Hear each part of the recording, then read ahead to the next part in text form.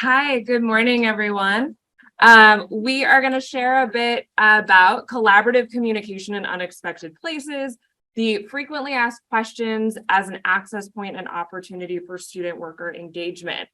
So we're going to share a bit about a project we've been working on over the last couple of years that leverages the strengths of our student workers and attempts at some new methods of assessment. Who are we? Hi, I'm Kate. I am the reference program coordinator and research and education librarian at Sojourner Truth Library at SUNY New Paltz. That's where we're all from, so I'll save you both from saying that.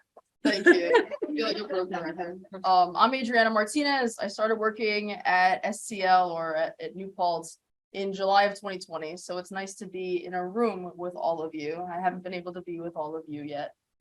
It's great to meet you. I'm a research and education librarian. I'm Emily. I'm also from SUNY New Paltz, and I worked at STL from 2010 through 2015 when I was getting my undergrad and first master's. Now I'm back and better than ever. And Yeah. Second master's, and I'm back at the library. Happy to be here. So we are going to talk a little bit about virtual reference and frequently asked questions and student workers at Sojourner Truth Library. So we have an idea of our environment and what kind of services we have. And then we're going to share a bit about the project we've worked on, which touches on the concept of evidence-based practice, data we analyzed, and then what we can do with it. So virtual reference at Sojourner Truth Library includes a question form, email, text, phone, live chat, virtual and or in-person consultations, and our frequently asked questions. Right here, we're going to click a link. We're going to see how it goes. We use the SpringShare Lib Answers program for everything. There's the first time. This is another not sponsored. You're going to hear us say Lib Answers so many times. They could afford to pay us. But here's a little bit about what our question form looks like. So you'll see our hours, some of the different ways folks can talk to us. You can live chat. There's a librarian there now. We could say hi to whoever that might be. So it's all managed through this page. And then how to handle what's, any issues when we're closed. So scheduling meetings, checking our research guides, frequently asked questions. Let's play. Can Kate get back to her presentation? I think it's in the little, right next to it, which is why it's difficult. There we go. Look at me. Can I make that bigger? Is that okay? All right. So let's talk about the FAQs specifically. So frequently asked questions, very traditional method of communicating and sharing out information. We use the FAQs in a few different ways. So here's an example of what our frequently asked questions bank, again, through Lib Answers, looks like. And we have a couple of different ways we approach this. I, as the research reference coordinator, I maintain this. You can see some of the questions. How do I renew a book? Is there a fax machine? These are community contributed. All librarians, student assistants, staff can suggest or contribute. And they're all kind of need-based and conversational. So they're not covering every single thing. They're going to link out to different things. They evolve as we need them to. So they supplement the in-person interactions. And I also use them as a tool with our student assistants so that if they want to just copy language when they answer questions, they can just go into an FAQ, crib the language, say, have a great day. And, that might make them feel a little bit better. So in fall of 2019, I began an audit of our frequently asked questions. I came into the coordinator role about a year before that and was like, some of it feels dated. I'm not really sure what's the most useful. So I had our student assistants go through them all with me and go these links are broken. This doesn't make any sense. We didn't know that thing existed. Maybe it doesn't exist anymore. So they were great help with that process. And then that thing happened in spring 2020 that we know about, and the urgency and significance of the FAQs shifted a little bit. So at the time, our student workers were able to work remotely. So we continued this project, but it just took a little bit of a different focus. For context, Sojourner Truth Library and SUNY New Paltz were fully closed from March through June 2021. In fall 2020, we had like limited hours, booking time in the building, a lot of things we've all had to have conversations about. But just so you know, at that time and for about a year and a half, reference itself was fully virtual. So we were relying on FAQs and these platforms more than ever. So you can see here a screenshot of some of the questions. This is the back end. Can I borrow books? Where do I return them? What do I have access to? So it became a key way to communicate because we can update and control the content in LibAnswers in real time. We don't have to go through the SUNY New Paltz campus website or communications office. We used it in real time as policies and guidelines shifted, and I would copy campus messages into these FAQs so that you could just find them wherever you entered from, because we were just in policy overload at that time. So we also spotlighted some of them on our homepage, like our curbside process, booking library time. So we use the FAQs really as an extension of the website. And these were student driven as well. During my little audit and the revamp due to COVID, these were, we made 82 updates and we created 30 specifically that were COVID related.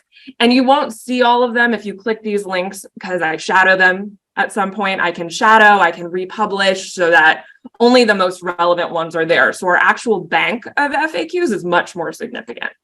So you'll see we also put them in widgets. This is one of our research guides about e-resources. So you can see here. And then we have the option. So here's the text of one to create tags and topics. And on the back end, add keywords that we think folks will use. So that leads me to the role of the student workers. I mentioned they helped us with our audit. They are very much a core part of the reference department and the library as a whole. They assist us, as you can see from this list, in every corner of the library. We have students who work in interlibrary loan. Our main service point, circulation, reference, and technology. And then specific to reference, they do answer virtual and in-person questions. They assist with research. We have a lot of referral training that we do. And then we get students after they've completed time in circulation. So their baseline knowledge of the library is often better than mine. That's why I have them help me with a lot of the ways that we communicate. And they collaborate with librarians for book displays and other projects, which brings us to Emily, which is going to hate that I just put her on the spot. So our student workers, just like staff in the library, all come into this space with different experiences, strengths, perspectives, knowledge. So where we really benefit from working with our students is like, what are you studying? How can we bring that into our space? How can we use this in different ways to make this experience better? And when you graduate, give you something to walk out of here with. So I am going to hand it over to Adrianna and we'll get into how all these things come together. Cool. Hi again, it's me. So I hope that gives a good volume of kind of context for how this project began.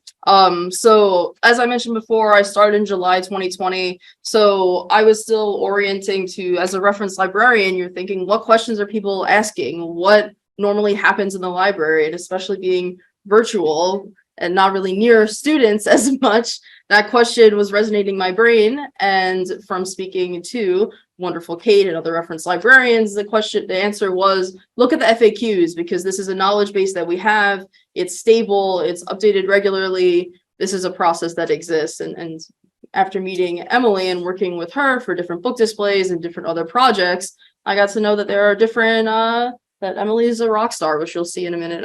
You probably already know. Emily's supposed to walk out of here. Yeah.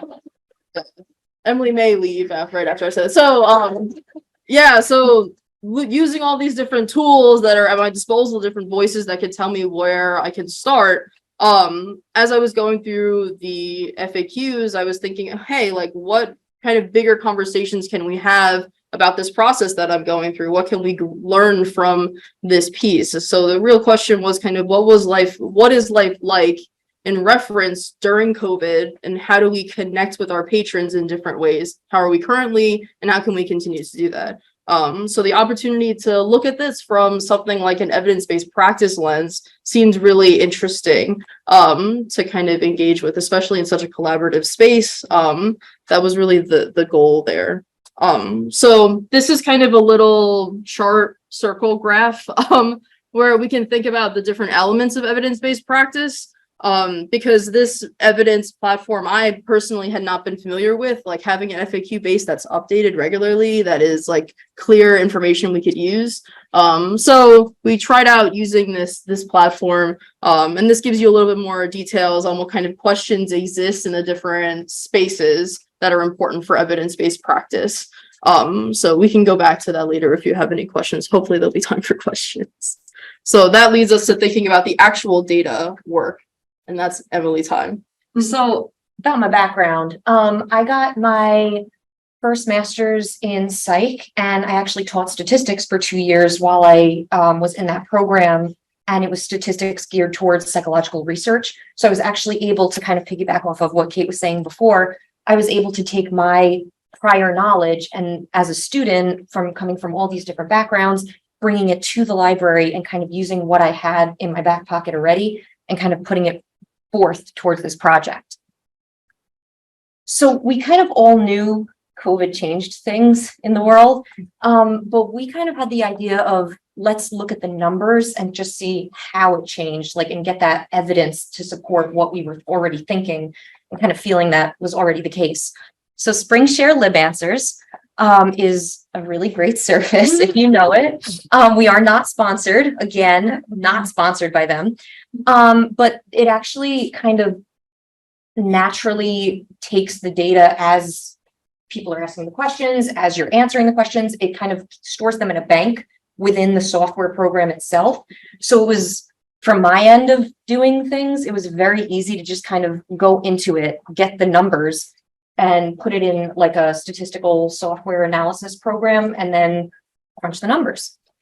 So from Lib Answers, we got FAQ page views. So how many people are actually looking at these things?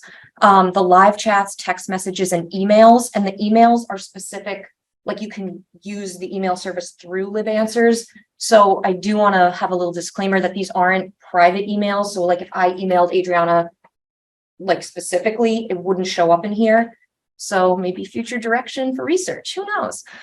So why did we analyze the data? Big picture thinking to kind of prove that things are different now versus before COVID, and just gain more information about user behavior. So what are people clicking on? How long are they staying on certain pages?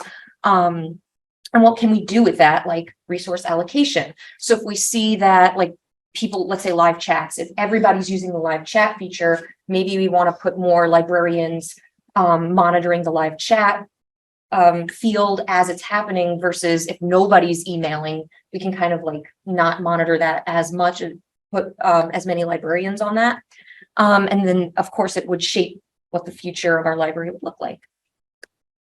So we do know that things are different. We originally did just a basic before versus after graph.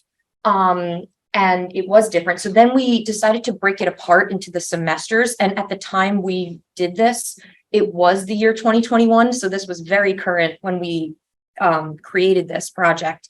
And you can see here the fall 2020, which was the first semester back to school after the complete shutdown. You can see that one, the FAQ page views skyrocketed that semester. We then just wanted to compare in-person interactions with virtual alone. So you can see again, no surprise to anybody, in-person interactions plummeted after COVID, whereas the virtual interactions skyrocketed again. Query Spy, if you have Lib Answers now, it is now called Query Analyzer. So you'll see that instead. For here, we kind of parsed apart out of all the virtual areas for people to contact librarians and the library services. We parsed it apart to see which ones, like what were people using. And text messages were actually, to text a librarian, that service was the most improved, if you want to say it, or most increased of use after COVID compared to before. So that's a little bit about the data. We talked a little bit about the project before. I just wanted to mention before we even get to this part that the whole reason why this project even came together, because I didn't really talk about that yet. At this stage and level that we, on the previous slide, there was a piece about how this is now a book chapter. So if you want to dive deeper into it, there's a book chapter that's going to be coming out with all of us as co-authors. That's a big part of why this came together in this way, was that Emily has been working at this library for so long and has contributed so much that we just wanted to make sure that there was something that she could point to say, like, this is my expertise and like this is how I use it in a library setting. So that's even why we're standing here today as a group doing this completely. Pre-COVID, so just to recap, kind of pre-COVID, we know that libraries overall, not academic libraries, but maybe specifically public libraries, all libraries were increasingly highlighted as this really important and significant space, especially in the United States. And reference services were incredibly important and continue to be incredibly important. So you saw the numbers that we had virtual interactions that do increase and change, but they're nowhere near the in-person interactions that we have with students and with people that in our community. So to do with our research questions, we worked really hard to try and find goals that we can continue to track and work on. So thinking more as we continue to move past the time of 2021, more engagement with our students who have expertise in various areas, who continue to do projects that continue to highlight in different ways and engage with them in better. Understanding the opportunities we have to meet with our students in dynamic ways, including our virtual spaces in addition to our in-person spaces. So these kind of big questions continue to exist. I see they do love the SpongeBob. That's all Emily as well.